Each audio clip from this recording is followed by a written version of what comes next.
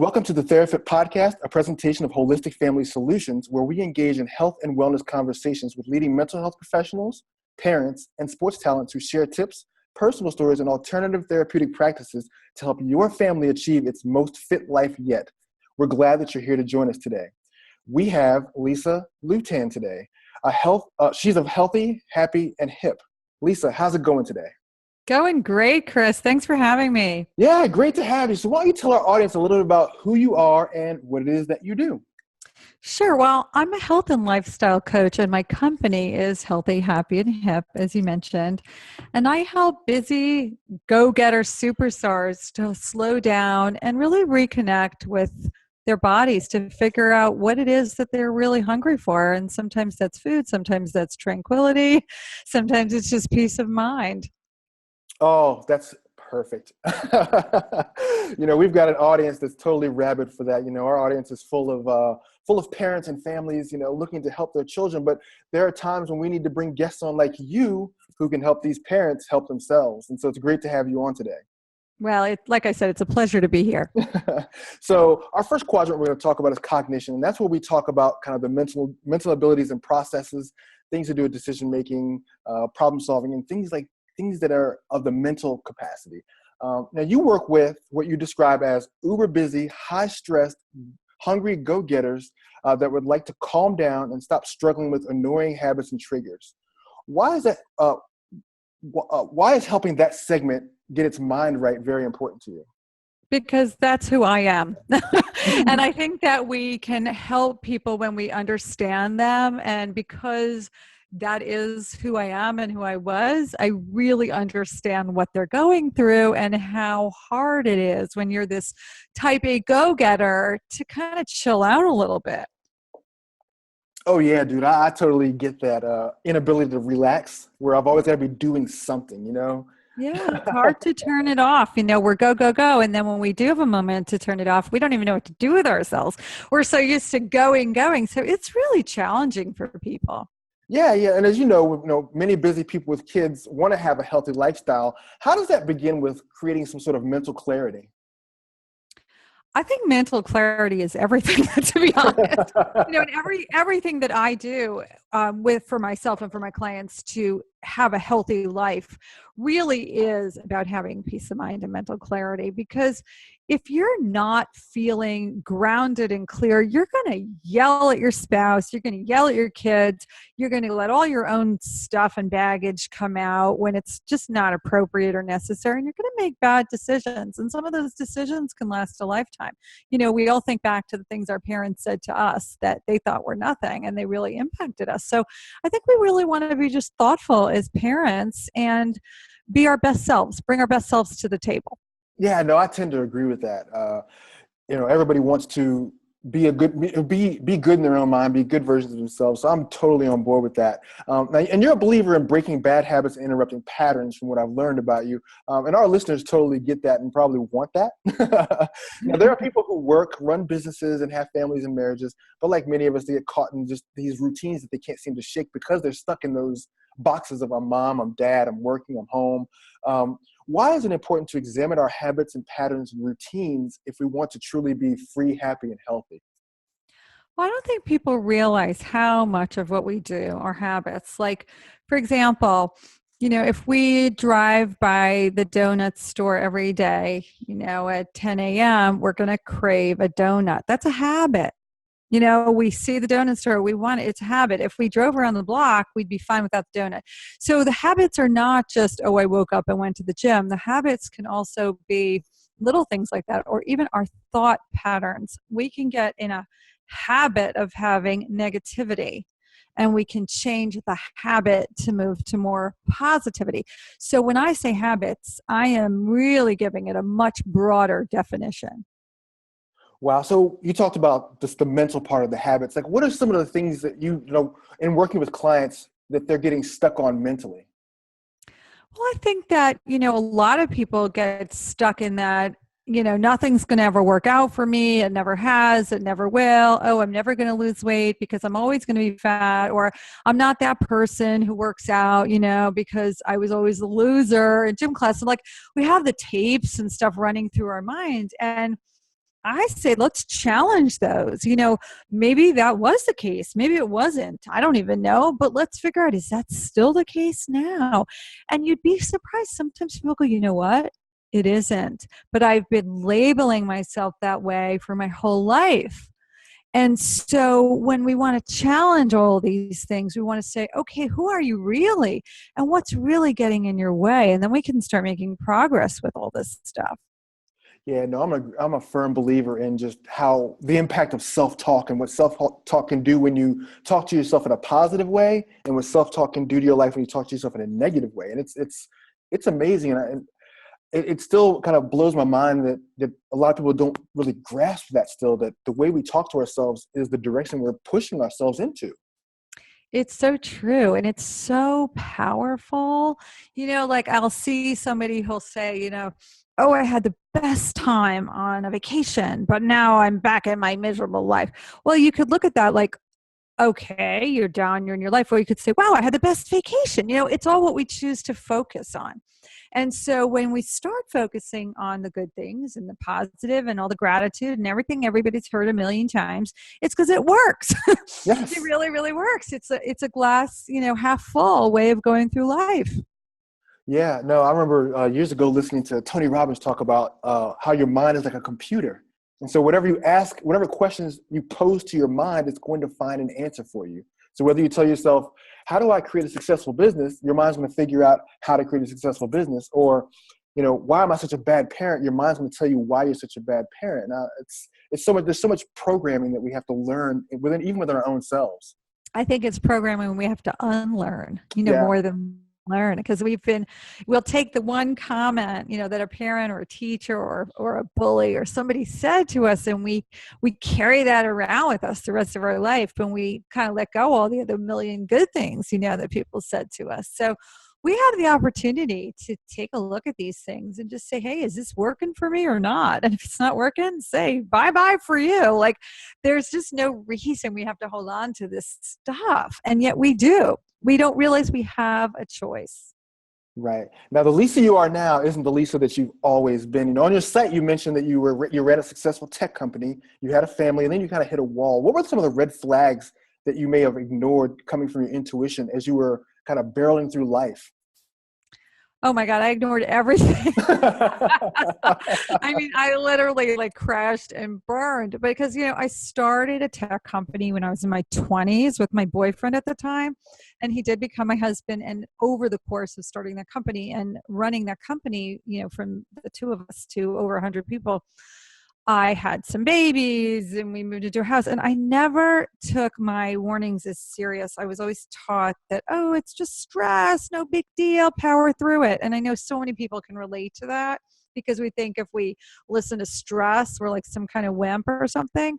But the truth is, I was having so many warning signs. My body was having all sorts of stress ailments that I never paid attention to. I wasn't sleeping. I was ruminating on stupid things because I had no sense of control of anything. I'm like, oh my God, if I don't get this laundry done, I'm going to die. I got to get the laundry. I got to get the laundry. And if a normal person would say, what's the big deal? But when you get into this place, you almost feel like a machine. If one thing goes wrong, your whole life is going to unravel because you're just keeping it together, with threads. And I feel like I lived in that place for so many years that my body just gave out. My whole neurological system just crashed, and it wasn't pretty. Oh, wow. Yeah, no, that's status quo for everyone who's that, like you said, the type A high achiever where it's all or nothing. Yeah. What was your turning point? Well, the turning point was then because I ended up in the emergency room and I thought I was having a stroke. And the good news is I did not have a stroke, but I had horrible symptoms, that lasted after that big episode for a few years. And I tried so hard to get answers from doctors, and doctors just kept giving me prescriptions, and I just kept not taking them because I said, how can I take a pill when I don't even know what's wrong? It didn't even occur to me what had gone wrong. I was so clueless, And so I started realizing, hey, I'm entrepreneurial. I solve problems. And I thought I'm going to figure out what went wrong with me and then figure out what went right. And I really started researching. I researched family histories and I researched these drugs they were prescribing me. And I looked at my life. I really did. I kind of made it a project all while I was still working and taking care of my first two out of my three kids. And I slowly started connecting the dots. And, once things started making sense, I was like, oh my God, like I figured out what had gone wrong. And then it was just as hard to figure out how to make it right. And that has been, a 20-year journey for me of experimenting and really challenging every aspect of my health, from my food to exercise to meditation to sleep, you name it. I have experimented and challenged with it, and I'm happy to say that is my life perfect? Absolutely not, but I handle it in such a much better way, and I ride the waves of life now, whereas before I used to crash into the waves of life, if that makes sense to you. It does. It does. I was out at a water park with my son. I did a whole lot of crashing, so I understand the resistance and the crashing into things. Oh yeah, no, it does make perfect sense. It's a great metaphor. Now, for parents who are caught here, who realize they're going through life like, gosh, I need to stop. I need to stop. It's kind of like the cart going down the hill. You know that you're going to crash, and you have no idea how to stop it. How do you help? Like, what advice do you have for them so that they don't have these mental breakdowns that completely just knock the bottom out of everything? Well, first, I want to openly acknowledge how hard it is, because it is so hard. And, kudos to all you parents out there, because I know I have three kids myself, and I know how hard it was raising kids. And whether you're working outside of the home or inside the home, you're still working your butt off. And I think that, all parents everywhere deserve a huge round of applause, because it is so hard. But what I would say, what really helps me on a daily basis is, even if you only have 5 minutes, is developing a little morning routine. And if you can't do it first thing in the morning, it can be any time in the day, but it's just a real grounding place to just sit still and breathe. If you can meditate, awesome. But if you can't, just even closing your eyes, breathing, and doing a little check-in. I call it my mind, body, spirit check-in. What's going on in my body? Is anything talking to me? Is my stomach rumbling? Is my chest tight? And it gives you this baseline, so that when things do get really stressed and terrible, you feel it, you notice it in your body. And we do the same thing with our emotions, what am I really feeling, and what is going on, and validating it. And, how's my mental clarity?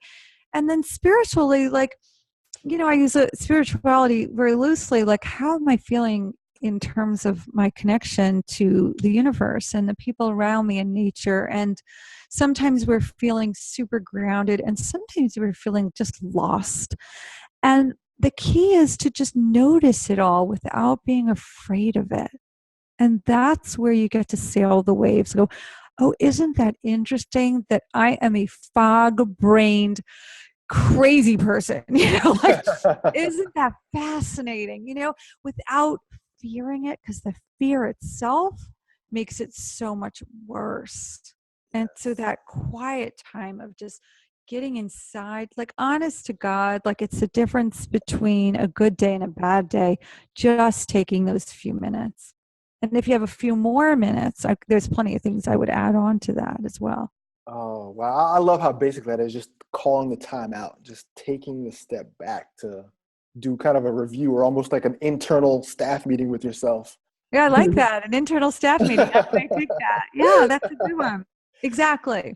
Because it gives you a check-in. And when you do it day after day, you start noticing. And you asked me before, why didn't I notice those things? Well, because I never slowed down for a minute to check in. And if I had been checking in, I would have known that I was really not okay.